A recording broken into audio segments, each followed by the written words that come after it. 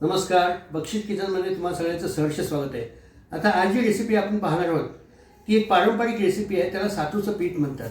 माझी आई ज्या पद्धतीने ते सातूचं पीठ तयार करायची ती रेसिपी मी आपल्याला दाखवणार आहे. तसं प्रत्येक राज्यामध्ये ह्याला वेगळं नाव आहे. कधी कुठे ह्याला सत्तूचं पीठ पण म्हणतात. त्या सातूच्या पीठाची रेसिपी मी आपल्याला दाखवणार आहे. त्यासाठी हे 2 किलो गहू जे आहे हे मी स्वच्छ धुवून घेतले, छानपैकी उपसून घेतले आणि मंद आचेवर त्याला भाजून घेतले. बघा छानपैकी भाजलेले गहू आहेत. आता ही जी चना डाळ आहे, हरभरा डाळ आहे, ही 1/2 किलो मी पण छानपैकी मंद आचेवरती भाजून घेतलेली आहे. हे 3 पाव डाळवं घेतलं आहे. ह्याचं आपण प्रमाण जे आहे ना ते कमी जास्त करू शकता.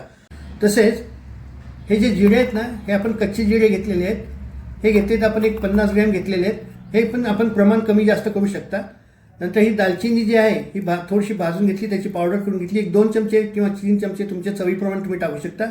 आणि ही सुंठ पावडर घेतली. सगळे जे पदार्थ आपण पाहिले, गहू, डाळवं, चना डाळ, जिरे, दालचिनी पावडर, सुंठ, हे सगळं आपल्याला एकत्रित दळून आणायचं आहे. आपण बघू शकता सातूचं पीठ छानपैकी दळून आणलेलं आहे. आता मी तुम्हाला एक कालून दाखवतो. हे 2 पळ्या जे पीठ आहे ना ते आपण या कढईमध्ये घेऊयात. तुम्ही तुमच्या अंदाजाप्रमाणे किती लोक आहेत त्याप्रमाणे तुम्ही घेऊ शकता.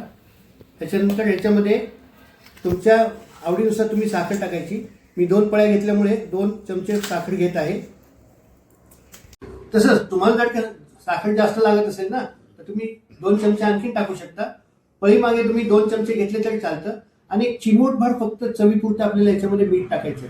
आता हे सगळं जे आहे ना ते आपण छानपैकी काढून घेऊया. आणि याच्यामध्ये आपल्याला ते थोडं थोडं थोडं थोडं पाणी सोडायचं.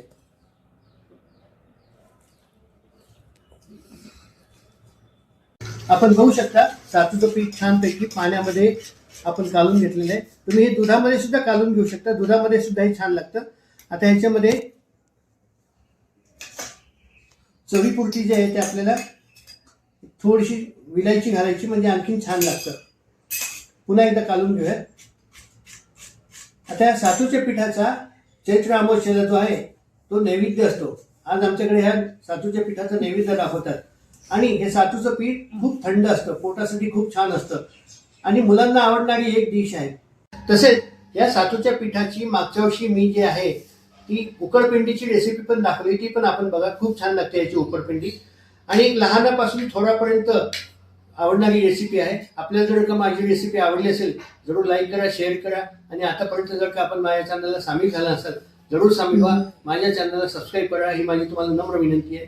धन्यवाद.